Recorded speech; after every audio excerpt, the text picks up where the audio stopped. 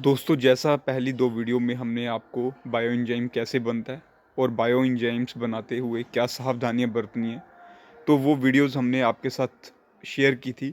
तो इस तीसरी वीडियो में हम लोग आपके साथ शेयर कर रहे हैं कि बायो एंजाइम्स बनाने के बाद आपको उसको खेती में कैसे और किस कंसंट्रेशन पे यूज़ करना है और खेती में स्प्रे करते हुए किन सावधानियों का आपको ख़्याल रखना है। तो बायो एंजाइम्स जैसा हमने आपको बताया कि 90 डेज़ में एक तरह से विनेगर्स बन के तैयार हो जाते हैं।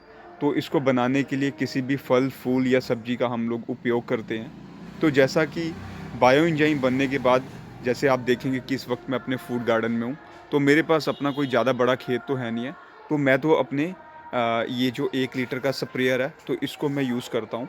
तो 1 लीटर स्प्रेयर को यूज़ करने के लिए जैसे देखेंगे कि ये बॉटल में मैंने ऑलरेडी अपना स्प्रे के लिए जो बायो एंजाइम्स है वो मैंने रखा हुआ है।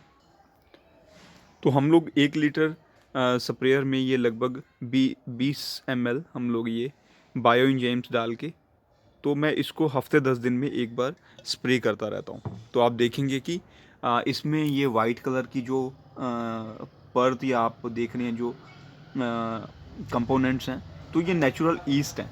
तो जो नेचुरल ईस्ट हैं वो बायो एंजाइम्स में होने के करके ये फसलों में जो बहुत अच्छा रिजल्ट्स देते हैं, क्योंकि जो नेचुरल ईस्ट है उसके बहुत सारे फ़ायदे हैं।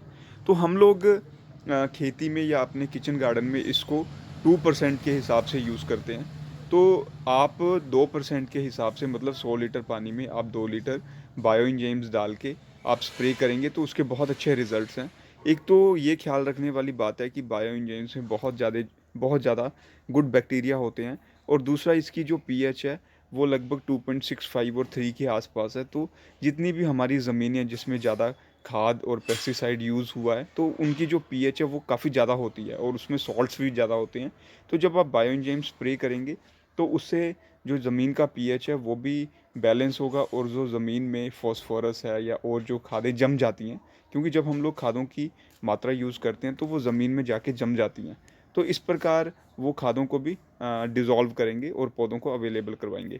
दूसरा, जैसा आप देखेंगे कि ये 10 लीटर का जो हमारे पास वाटर कैन है, तो हम लोग इसमें भी बायो एंजाइम्स डाल के जब हम लोग नए प्लांट्स लगाते हैं तो उनमें हम लोग ड्रेंचिंग के लिए यूज़ करते हैं। जैसे आप देखेंगे तो मैंने इसमें लगभग 10 लीटर पानी के पीछे लगभग आप मान के चले कि 1 से 2% मतलब 100 से 200 ml मैंने इसमें डाला है।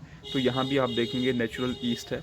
तो इस प्रकार आप पौधों को अपने गमलों में, जैसे किचन गार्डनर्स हैं या फिर आप शहरों में छोटी मोटी किचन गार्डनिंग करते हैं, तो उसमें आप ड्रेंचिंग कर सकते हैं। तो इस प्रकार आप 2% के हिसाब से स्प्रे कर सकते हैं और ड्रेंचिंग कर सकते हैं।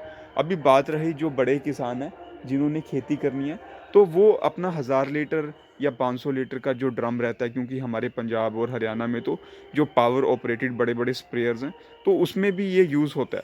तो इस प्रकार 2% के हिसाब से आप सब्जियों और फूलों की खेती, तो उसमें आप हफ्ते से 10 दिन में एक स्प्रे कर सकते हैं, और बाकी की जितनी भी फसलें हैं चाहे बाग है उसमें आप महीने में 2 स्प्रे 15 दिन के अंतराल पे आपको करनी है।